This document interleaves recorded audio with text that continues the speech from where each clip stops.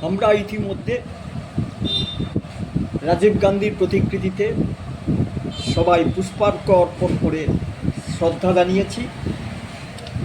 আজকে শ্রদ্ধা জানাতে গিয়ে আমার নিজের মনে পড়ছে বিধানসভা নির্বাচনে সেবারে আমি প্রতিদ্বন্দ্বিতা করছি। আমার ভোট এখানে শেষ হয়ে গেছে। আমি ঘরে শুয়ে আছি। রাত 12টার সময় আমাকে পাড়ার ছেলেরা গিয়ে খবর দিল যে এক্ষুনি জানলাম যে রাজীব গান্ধী মানব বোমায় আহত নয়, নিহত হয়েছে। চমকে উঠেছিলাম, সারা রাত ঘুম হয়নি। তারপরের দিন যা করার, আজ থেকে 33 বছর আগে ভারতবর্ষের কনিষ্ঠতম প্রধানমন্ত্রী,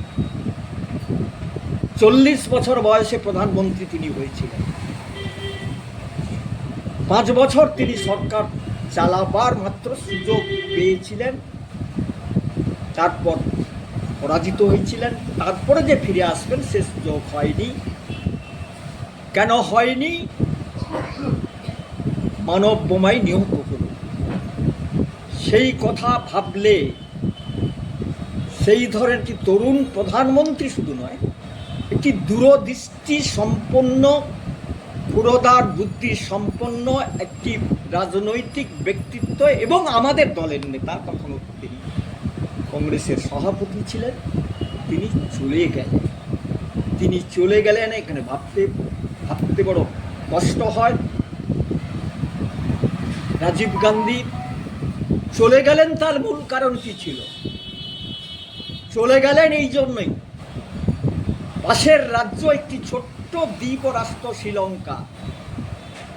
শ্রীলঙ্কাকে বিভাজিত করতে সেখানে ভারতীয় বংশোদ্ভূত তামিলরা দীর্ঘদিন ধরে লড়াই করছে। রাজীব গান্ধী মনে প্রাণে চাননি, আন্তরিকভাবে চাননি সেই একটি ছোট্ট দ্বীপ বিভাজিত হয়ে যাক তামিলদের কারণে। তখন শ্রীলঙ্কার প্রধানমন্ত্রী ছিলেন জয়বর্ধনে। সেই জয়বর্ধনের অনুরোধ হলো রাজীব গান্ধীর সাহায্য চাইলেন। রাজীব গান্ধী এগিয়ে গিয়ে সাহায্য করেছিলেন এবং সেই আন্দোলনের নেতা, কি নাম, প্রভাকর, তাকে ডেকে এনে দিল্লিতে বসে চুক্তি করেছিলেন। এবং সেই চুক্তির পরে যখন ফিরে গেলেন, জয়বর্ধন বললেন সেই চুক্তিটা যাতে মেনে চলে সেই জন্য আমাকে সাহায্য করতে হবে। তাকে সাহায্য করার অনুরোধ জানায়। রাজীব গান্ধীকে বলে, আপনার সেনাবাহিনীর কিছু লোককে এখানে মোতায়েন করুন। যে সেনাবাহিনীর নামকরণ করা হয়েছিল পিস কিপিং ফোর্স, PKF। কিন্তু ধূর্ত জয়বর্ধনে সেই তামিলদের পিছনে উস্কে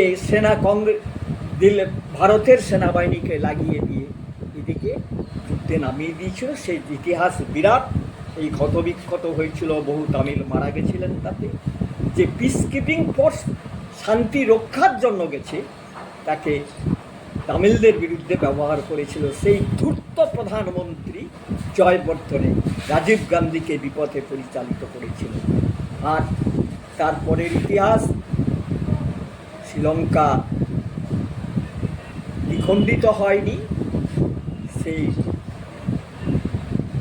ভাগ করার যিনি নেতা ছিলেন, সেই তামিল বংশোদ্ভূত, তাকে কীভাবে হত্যা করা হয়েছিল ইত্যাদির ইতিহাস। আর তারই প্রতিক্রিয়া হিসাবে রাজীব গান্ধীকে মানব বোমায় ক্ষতবিক্ষত করে দিয়েছিল তামিলদের উগ্র জাতীয়তাবাদ বা সেন্টিমেন্ট। আজকে তাই তার এই মৃত্যু দিবসে দাঁড়িয়ে তাকে আমরা প্রণাম জানাই, শ্রদ্ধা জানাই, স্মরণ করি। তার স্বল্প প্রধানমন্ত্রীত্বের 5 বছরের মধ্যে তার যে উল্লেখযোগ্য কাজ, আজকে 18 বছরের ভোটাধিকার, পঞ্চায়েত এবং তোমার নগরপালিকা, এগুলিকে সংবিধানের অন্তর্ভুক্ত করে বিধানসভা এবং লোকসভার মতো 5 বছর অন্তর নির্বাচন বাধ্যতামূলক করবার, যদিও তার সময় আইনটি পাস হয়নি, আটকে গেছিল, তিনি আর আজকে এই যে টেলিফোন ব্যবস্থার যে এত অগ্রগতি, সেই অগ্রগতির মূলে সে তরুণ প্রধানমন্ত্রী রাজীব গান্ধীর অবদান সে ভুলবার নয়। তার দীর্ঘ ইতিহাসে গিয়ে আবারও তাকে আমি প্রণাম জানাই,